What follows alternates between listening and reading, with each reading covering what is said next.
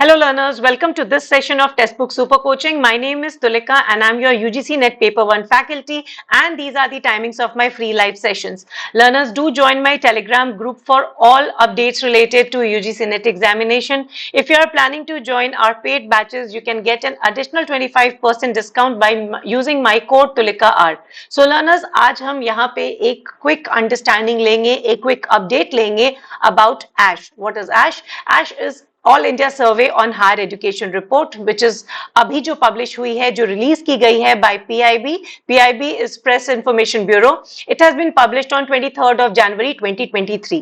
तो क्या कुछ है एश की इस रिपोर्ट में, which is very important not only from exam point of view, but ये भी जरूरी हो जाता है since we all are a part of higher education.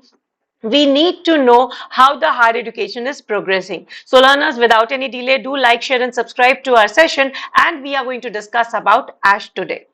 So some of the important things. कौन conduct कराता है ये ASH? सबसे पहले ये ASH is a survey. ठीक है, ये ऑल इंडिया सर्वे होता है हायर एजुकेशन पे, और ये जो रिपोर्ट है अभी जो रिलीज की गई है ये 2020-2021 की है. मिनिस्ट्री ऑफ एजुकेशन, जो कि एजुकेशन को ओवरलुक करने वाली मिनिस्ट्री है अंडर गवर्नमेंट ऑफ इंडिया, उन्होंने ये रिपोर्ट को रिलीज किया है. नेक्स्ट इंपॉर्टेंट थिंग, इस मिनिस्ट्री ने एवर सिंस 2011 ये रिपोर्ट हमेशा हर ईयर ये रिलीज करते हैं to let people know about how well or how the higher education of our country is progressing. ठीक है, सो ये ministry has been conducting all India survey on higher education since 2011. तो ये एक date आपको याद रखनी है. अब इसमें हम कवर क्या क्या चीजों को करते हैं. जब ये एश का सर्वे होता है, they cover all higher educational institution जो कि हमारी इंडियन टेरिटरी में लोकेटेड हैं और जो इम्पार्ट कर रहे हैं किसी भी तरह की हायर एजुकेशन हमारी कंट्री में. सो ये सर्वे जो होता है ये कलेक्ट करता है detailed information on different aspect. कौन कौन से एस्पेक्ट्स को ये डील करता है? Parameters like student enrollment, teachers data, infrastructural information, financial information, इन सभी चीजों को इकट्ठा करके ये फाइनल रिपोर्ट में डाला जाता है. Another important thing which is very very important for this particular report of 2020-2021 is that for the first time ASH 2020-2021 में जितने भी हायर एजुकेशन इंस्टीट्यूशंस हैं, इन्होंने अपना जो डेटा फिल किया है वो कंप्लीटली ऑनलाइन फिल किया है. सो यस लर्नर्स, ये हो सकता है किसी समय आपके असर्शन में पूछ ले. सो पहली बार ASH की रिपोर्ट 2020-2021 में जितने भी हायर एजुकेशन इंस्टीट्यूशंस हैं उन्होंने अपने डेटा को कंप्लीटली ऑनलाइन फिल किया है. और ये जो प्लेटफॉर्म यूज किया गया है, इसको यूज करने का इनकी जो फॉर्मेट था उसे हम डेटा कैप्चर फॉर्मेट कहते हैं. तो वेब के थ्रू डेटा कैप्चर फॉर्मेट के माध्यम से ये सारा डेटा ऑनलाइन एंट्री किया गया है और इसे डेवलप किया था department of higher education through NIC. NIC is national informatics centre. So national informatics centre was involved in developing this entire platform under the department of higher education, जिसके through ये data capture format के अंतर्गत सारा data enter किया गया है online. And now we'll go through the key highlights of this particular report of survey. So इस साल पहली बार ऐसा हुआ है कि इस रिपोर्ट में हायर एजुकेशन इंस्टीट्यूशन के जो इनरोलमेंट्स है उन्होंने 4 करोड़ का मार्क जो है उसे क्रॉस किया है. सो जो टोटल इनरोलमेंट रहे हायर एजुकेशन में वो इंक्रीज किया है nearly to 4.14 crore, which was last, अगर हम रिपोर्ट देखें 2019-20 की, तो it was 3.85 crore. So this is one big achievement जो हमें याद रखनी है कि हायर एजुकेशन के इनरोलमेंट में पहली बार 4 करोड़ का लेवल को क्रॉस किया गया है. नेक्स्ट इंपॉर्टेंट अपडेट इज कि द फीमेल इनरोलमेंट पहली बार 2 करोड़ से ज्यादा है, which is also as compare to 2019-20 का जो फिगर है 1.88 करोड़ का, उससे ज्यादा है. तो 2 करोड़ का mark for female enrolment and 4 crore का मार्क फॉर ओवरऑल, ये दोनों मेजर की हाइलाइट्स है इस रिपोर्ट की that we need to know. So ये एक बहुत बड़ी चीज हुई.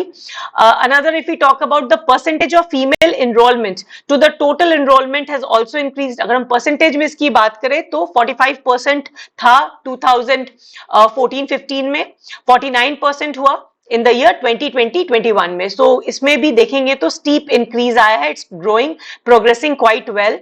एज पर 2011 पॉपुलेशन प्रोजेक्शन, अगर हम बात करें 18 से 23 एज ग्रुप की, तो जीईआर जो अभी हमारा निकल के आया है वो है 27.3.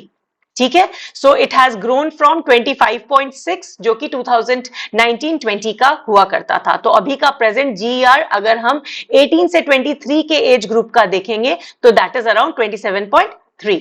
Another important concept is of gender parity index. ठीक है, जेंडर पैरिटी इंडेक्स क्या होता है? It is the ratio of female GER to male GER. So ये भी काफी सिग्निफिकेंटली इंप्रूव किया है, इंक्रीज किया है। सो जेंडर पैरिटी इंडेक्स होता है ratio of female gross enrolment ratio to male gross enrolment ratio.